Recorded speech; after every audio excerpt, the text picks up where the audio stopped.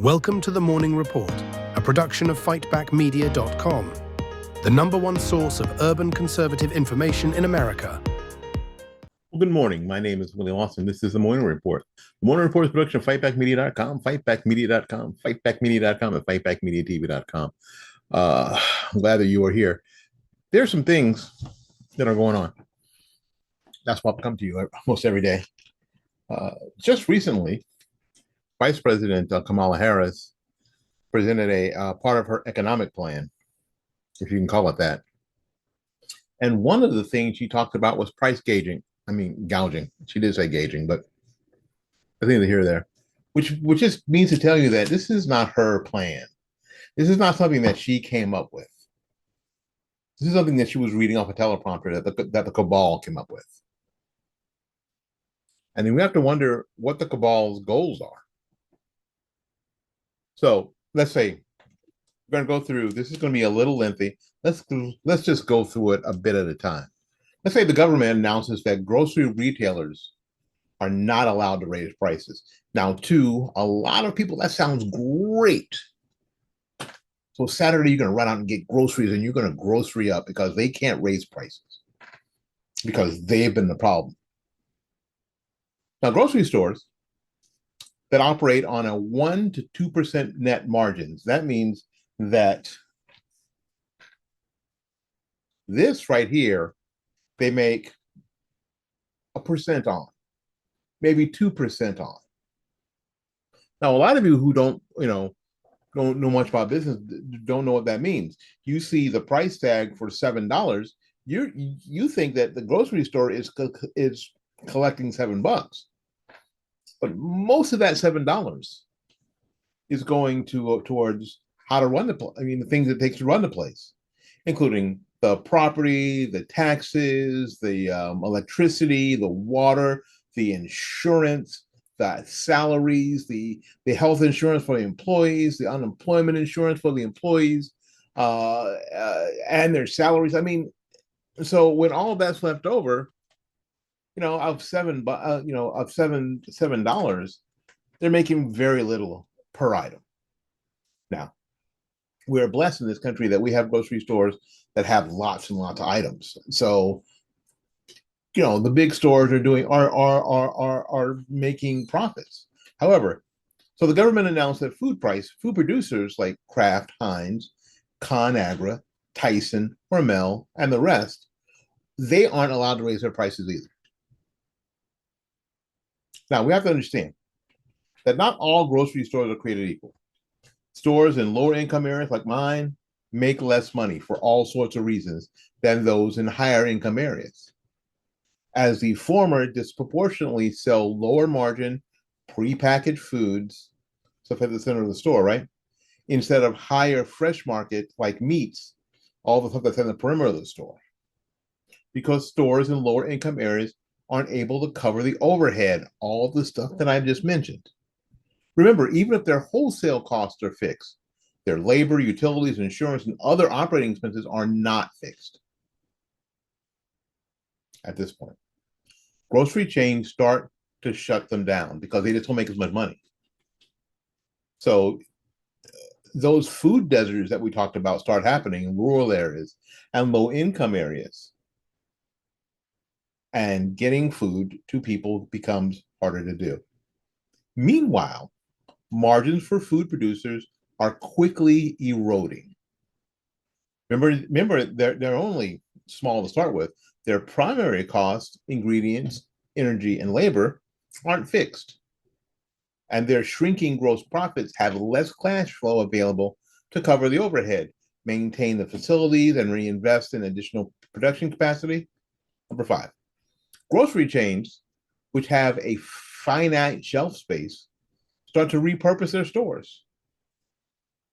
Okay, if I can't shut down, and you're saying that I can't charge what I need to charge for a bottle of water, or a pound of pork, then you know what? Maybe I don't stock those anymore. Maybe instead I stock flashlights. Maybe I stock flashlights instead. kitchenware, something else, nutritional supplements, and less price controlled food products. So your local Kroger or Safeway or Publix starts to look and feel more like a Walmart. Because right now they're not controlling prices on tires or motor oil. And some food producers stop making products with lower margins. Grocery chains start competing with each other to secure inventory. Since they can't compete by offering stronger prices, remember, producers aren't allowed to raise prices here. And even if they could, grocery chains can no longer have gross profits to bear price increases. They compete on things like payment terms. Small grocery chains start to shut down entirely. So this idea that the mom and pop businesses can survive this, they can't. It's only going to be the Krogers and the Publixes and the Walmarts and the Targets that survive it, and their shelves won't have food on them. In addition to not being able to cover fixed costs, for a major reason for this, because they can no longer reliably secure delivery of products due to producers prioritizing sales to larger customers, which are able to leverage their stronger balance sheets to offer superior payment terms. And I mean, and all that easily means is that maybe Walmart or Target or Kroger or Publix can say, "Hey, listen, we are on.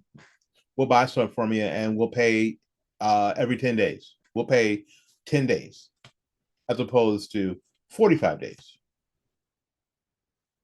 Smaller food producers would typically sell via distributors rather than directly to grocery chains start to go out of business, because these producers have an additional step in their value chain, and because they have lower volumes over which to spread their fixed costs, their cost structure is inherently disadvantaged compared to major food producers. When grocery stores aren't able to raise prices, cutting product costs becomes all the more important. And deprioritizing purchases from smaller producers is an easy way to do so. So as the supply chain breaks down, lines start to form outside grocery stores every morning. Cities assign police officers to patrol parking lots. The food producers draft contingency plans to assign armed escorts to delivery trucks.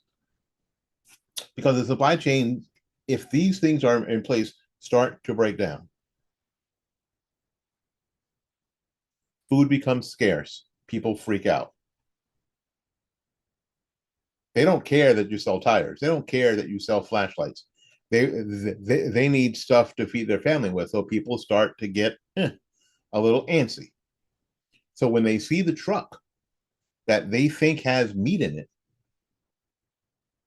and this, I mean, it is like this stuff doesn't happen. This stuff's already happening around the world, right? And maybe those trucks get hijacked. The federal government announces a program to issue block grants for states to purchase and operate shuttered grocery stores. We saw this. There was a proposal in New Jersey just a couple of years ago for the state to start running grocery stores. How's that going to work? The USDA also sees as closed down production facilities.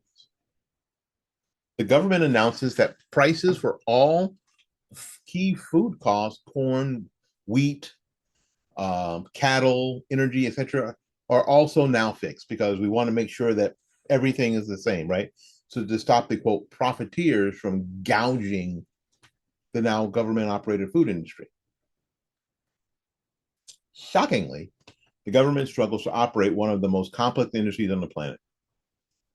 We've seen the government in action when they try to behave like a business. It's a cluster. You know what? So, of course, the entire food supply chain starts imploding. What's left? Communism, mass starvation, and the end of America quickly ensues. My name is Willie Lawson. This is the Morning Report. The Morning Report is production of fightbackmedia.com, fightbackmedia.com, fightbackmedia.com, and fightbackmediatv.com. Until we see you again, go out there and learn something, love somebody. And for goodness sakes, take care of yourself. We will see you when we see you. Bye-bye now.